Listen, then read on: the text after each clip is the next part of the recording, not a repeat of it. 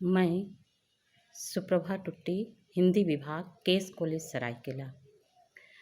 पिछले क्लासेस में हमने गबन के कथानक की चर्चा की थी। जब हम किसी कहानी या उपन्यास को पढ़ते हैं या उसका अध्ययन करते हैं तो हमें उसके उद्देश्यों, उसके समस्याओं के बारे में जानना अत्यंत आवश्यक है। इसलिए आज हम चर्चा करेंगे गबन उपन्यास की समीक्षा। गबन प्रेमचंद जी का एक सफल सामाजिक यथार्थवादी उपन्यास है। निसंदेह यह प्रेमचंद की प्रौढ़ रचना है। इसमें आभूषण लालसा, मिथ्या आडंबर, निस्वार्थ प्रेम, त्याग, सेवा, आत्मदर्शन, भय, क्रोध, उग्रता, वीरता, सहानुभूति, वात्सल्य, देशभक्ति, कायरता, संकोच, स्वार्थ, वैराग्य, सरलता, कर्तव्य पालन, निष्ठुरता आदि मनोवृत्तियों की सशक्त अभिव्यक्ति हुई है। प्रेमचंद के शब्दों में साहित्य का सबसे ऊंचा आदर्श यह है कि उसकी रचना केवल कला की पूर्ति के लिए की जाए। कला के लिए कला के सिद्धांत पर किसी को आपत्ति नहीं हो सकती। वह साहित्य चिरायु हो सकता है जो मानव की मौलिक प्रवृत्तियों पर अवलंबित है। ईर्ष्या और प्रेम, क्रोध और लोभ, भक्ति और विराग, दुख और लज्जा, ये सभी हमारी मौलिक प्रवृत्तियां हैं। इन्हीं की छटा को दिखाना साहित्य का परम उद्देश्य है और बिना उद्देश्य के कोई रचना हो ही नहीं सकती। और इस परिप्रेक्ष्य में हम गबन जो उपन्यास है उसमें प्रथम बिंदु पर पाते हैं आभूषण प्रेम की लालसा। गबन उपन्यास की यही मूल समस्या है।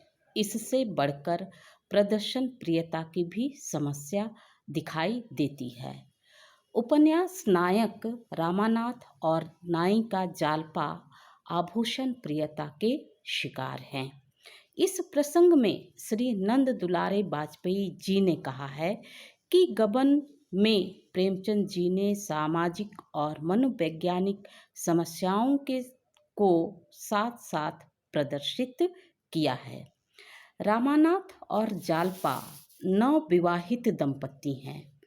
रामानाथ जालपा से अत्यधिक प्रेम करता है। यह उपन्यास का मनोवैज्ञानिक प्रेरणा सूत्र है। उसकी सामाजिक पृष्ठभूमि यह है कि रामानाथ अपनी पत्नी की मन संतुष्टि के लिए अपने सामर्थ्य से परे गहने लाता है और ऐसे उपायों का आश्रय लेता है जो उसे कठिन परिस्थिति में उसे डाल देते हैं। जालपा के आभूषण प्रियता के बारे में प्रेमचंद जी ने लिखा है, जालपा का गहनों से जितना प्रेम था उतना कदाचित संसार की किसी भी वस्तुओं से नहीं। और उसमें आश्चर्य की कौन सी बात है, जब वह 3 साल की थी उस वक्त उसके लिए सोने के चूड़े बनवाए गए थे। दादी जब उसे गोद में खिलाने लगती तो गहनों की ही चर्चा करती थी। तेरा दूल्हा तेरे लिए बड़े सुंदर गहने लाएगा, तू ठुमक ठुमक कर चलेगी। यह बात जालपा के हृदय में बैठ गई थी। चंद्रहार के लिए उसकी सहेलियां भी उस्काती थी। रामानाथ का नौकरी करना, चंद्रहार के लिए गबन का सहारा लेना, फिर कलकत्ता प्रवास, पुलिस के चंगुल में फंसना, जालपा का कलकत्ता आगमन, रामानाथ का जोहरा से मुलाकात, अंततः प्रयाग लौटना, सभी प्रसंग एक नारी की आभूषण प्रियता के इर्द गिर्द ही प्रस्तुत होते हैं। हम इस गबन उपन्यास में दूसरी समस्या के रूप में पाते हैं वृद्ध विवाह की समस्या। प्रेमचंद जी ने गबन उपन्यास में वृद्ध विवाह जैसी समस्याओं को भी प्रस्तुत किया है। इंद्रभूषण और रतन जैसे विधवाओं की स्थिति का अंकन उसने किया है। इंद्रभूषण की पहली पत्नी मर चुकी है, उससे उत्पन्न पुत्र भी असमय काल के गाल में समा गया है। अब वह बिल्कुल अकेला है। उधर रतन का पालन पोषण भी उसके मामा ने किया। अंततः अभावग्रस्त जीवन से निजात पाने के लिए 60 वर्षीय इंद्रभूषण, जो इलाहाबाद के एडवोकेट थे, उससे विवाह हो जाता है ताकि बाकी जीवन उसका सुखपूर्ण हो सके। जब जालपा को रतन चाय पार्टी पर निमंत्रण देती है, जालपा और नामानाथ दोनों रतन के घर जाते हैं। यहाँ प्रेमचंद जी ने जालपा के माध्यम से वृद्ध विवाह की ओर संकेत किया है। जालपा को अभी तक संदेह हो रहा था कि रतन वकील साहब की बेटी है या पत्नी।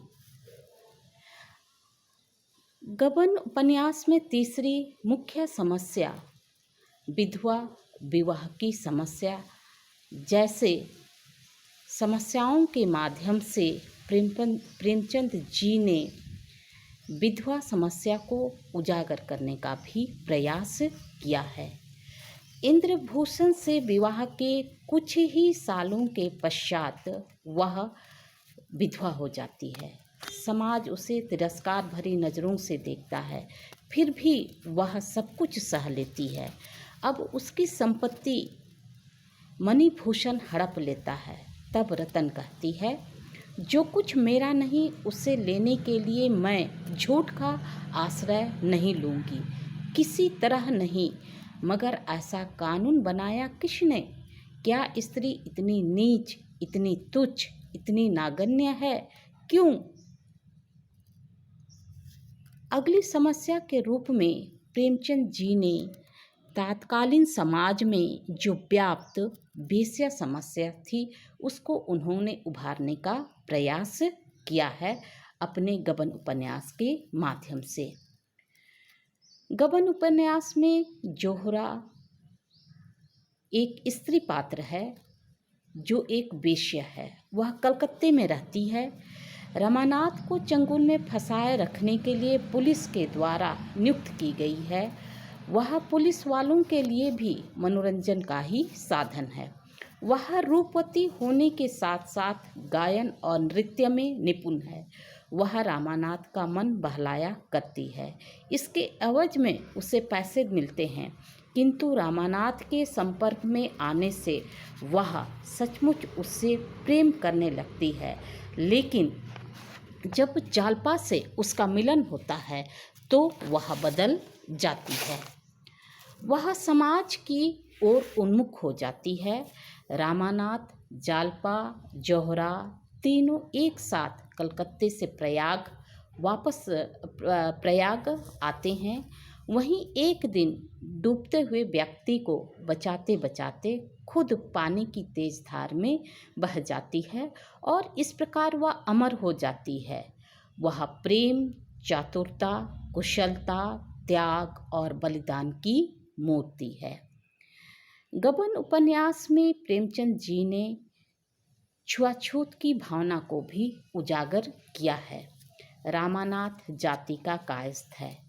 जब वह कलकत्ता प्रवास करता है तो वह अपने को ब्राह्मण बताकर देवीदीन के घर मेहमान बनकर बहुत दिनों तक ठहरा।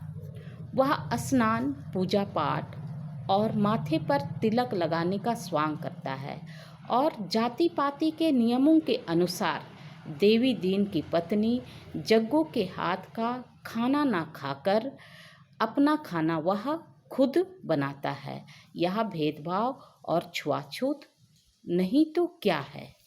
लेकिन धीरे धीरे यह दूरी मिट जाती है। जब जालपा से कलकत्ते में उसकी मुलाकात होती है तो जालपा कहती है, मैं उस चमार को उस पंडित से अच्छा समझूंगी जो हमेशा दूसरों का धन खाया करता है।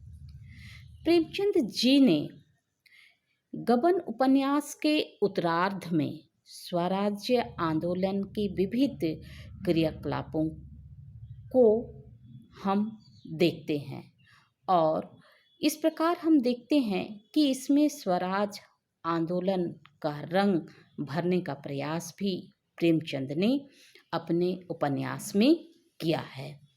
गबन के रचना काल में देश का वातावरण, सत्याग्रह, नमक के कानून का देशव्यापी प्रभाव तथा स्वराज्य संबंधी पर बातों पर केंद्रित था। विलायती कपड़ों का बहिष्कार तथा असहयोग आंदोलन से समग्र भारत जल रहा था। गांधी जी ने गुलामी के प्रतीकों, अंग्रेजी माल, अंग्रेजी अदालत, अंग्रेजी स्कूल, अंग्रेजी नौकरी आदि के बहिष्कार का भी उन्होंने ऐलान कर रखा था। देवी दीन उस समय खादी वस्त्र धारण करते थे। उसके दोनों पुत्र इस विरोध में ब्रिटिश के हाथ में चढ़ जाते हैं और इस प्रकार उन दोनों की मौत हो जाती है। देवी दीन उन्हें शहीद मानते हैं। गबन उपन्यास में देवी दीन को गांधीवाद का प्रतीक बनाया गया है। वे गांधीवादी विचारधारा के सच्चे समर्थक के रूप में दिखाई देते हैं। प्रेमचंद ने गबन उपन्यास में बड़ी बेबाकी से पुलिस की करतूतों का भी भंडाफोड़ किया है। रामानाथ के निर्दोष होने के बावजूद भी उसे सरकारी गवाह बनाना वह कुछ ना सोच सके, इसके लिए जोहरा नामक वेश्या को 50 रुपये प्रतिदिन की दर से मन बहलाने के लिए नियुक्त करना, स्वराज के समर्थकों को पीट पीट कर मौत के घाट से उतारना आदि कई प्रसंग हैं। जोहरा ने अखबार में अपना बयान दिया, मुझे 50 रुपये इसलिए दिए जाते थे कि मैं रामानाथ को बहलाते रहूं और उसे कुछ सोचने समझने का उसे अवसर ना मिले। अंततः रामानाथ और जालपा के प्रयत्न से ही जज साहब कह उठते हैं कि रामानाथ धमकियों में आ गया, यह उसकी दुर्बलता है, पर इस परिस्थिति को देखते हुए वह क्षम्य है, इसलिए मैं रामानाथ को बरी करता हूँ।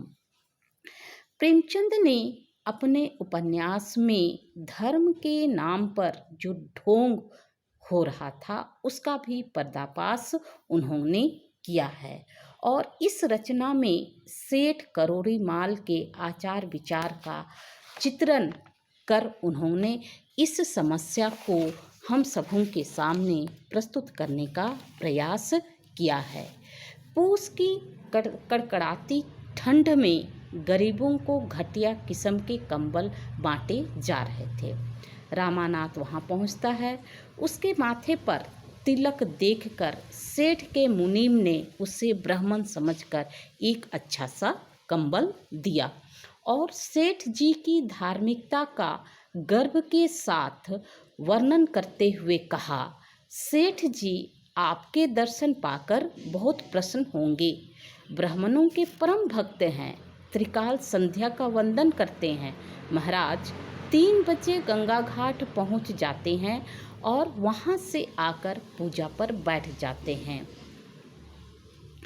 10 बजे भगवत चरण का पाठ करते हैं, मध्याह्न का भोजन करते हैं, तब कोठी में आते हैं। 3 बजे फिर संध्या करने के लिए चले जाते हैं। 8 बजे थोड़ी देर के लिए वे फिर आते हैं। 9 बजे ठाकुर द्वारे में कीर्तन सुनते हैं और संध्या करके भोजन पाते हैं। देवी दीन कह उठते हैं, सेठ बड़ा धर्मात्मा जीव है। इस प्रकार प्रेमचंद जी ने करोड़ी माल के माध्यम से ढोंगी एवं पाखंडी वृत्ति को भी उजागर किया है। हम इसमें अर्थात गबन उपन्यास में ऋण की समस्या को भी पाते हैं। प्रेमचंद जी ने अपने उपन्यास में ऋण की समस्या का भी वर्णन किया है। गबन उपन्यास के पूर्वार्ध में ऋण की समस्या है और उत्तरार्ध में ऋण का परिणाम बतलाया गया है। रामानाथ को मित्र रमेश कहता है, बुरा ना मानना, मैं जानता हूँ तुम्हारी आमदनी अच्छी है, पर भविष्य के भरोसे पर और चाहे जो काम करो, लेकिन कर्ज कभी मत लो। फिर रामानाथ ने चंद्रहार के लिए पैसा का गबन कर कलकत्ता भागना ऋण की समस्या को दर्शाता है और इस प्रकार प्रेमचंद जी ने इस रचना में ऋण की समस्या को प्रकट किया है। इसके साथ ही साथ हम देखते हैं कि प्रेमचंद ने अपने गबन उपन्यास में अंग्रेजी भाषा पर प्रभुत्व किस प्रकार का था, इसको भी दिखलाने का प्रयास अपनी रचना में किया है। प्रेमचंद जी इस उपन्यास में अंग्रेजी सीखने वाले लोगों में जो चस्का था उसका भी चित्रण किया है। अंग्रेजी भाषा अंग्रेजों की देन थी। अंग्रेजों ने कलकत्ता में फोर्ट विलियम कॉलेज की स्थापना की थी। भारत में शिक्षा के विकास के इतिहास में फोर्ट विलियम कॉलेज की स्थापना एक महत्वपूर्ण घटना मानी जाती है। सन 1800 ईस्वी को गवर्नर लॉर्ड वेलेस्ली ने कलकत्ता में की थी। इस कॉलेज का मुख्य उद्देश्य भारतीयों को शिक्षित करना नहीं था, वरन उसके लिए जो अंग्रेज नागरिक अधिकारी भारत में नौकरी करने आए उन्हें प्रशिक्षित करना था। इस उपन्यास में देवी दीन अंग्रेजी का प्राइमर लेकर के घूमता फिरता है। देवी दीन रमा से कहता है, भैया तुम्हारी अंग्रेजी बड़ी विकट है। हस IR सर होता है तो PIT पिट क्यों हो जाता है। BUT बट है, लेकिन PUT पुट क्यों होता है। तुम्हें भी बड़ी कठिन लगती होगी। इस पर रमा कहता है, पहले तो कठिन लगती थी, पर अब तो आसान मालूम होती है। देवी दीन उत्तर देता है, जिस दिन प्राइमर ख़त्म होगी, महावीर जी को 1.25 सेर लड्डू चढ़ाऊँगा। इस प्रकार प्रेमचंद जी ने पात्रों के माध्यम से अंग्रेजी समस्या की चिंता जताई है और हम पाते हैं कि प्रेमचंद जी ने गबन उपन्यास के माध्यम से विभिन्न समस्याओं को उजागर करने का प्रयास किया है। गबन उपन्यास के पूर्वार्ध में अनमेल विवाह, ऋण की समस्या, आभूषण लालसा आदि तथा उत्तरार्ध में वेश्या समस्या, विधवा समस्या, पुलिस का आतंक, अंग्रेजी भाषा का प्रभुत्व, धर्म का ढोंग, छुआछूत की भावना आदि का वर्णन किया है। निसंदेह प्रेमचंद जी ने गबन उपन्यास में मध्यम वर्गीय परिवार की विभिन्न समस्याओं का विस्तृत चित्रण किया है, जो हमें यथार्थ से रूबरू कराता है।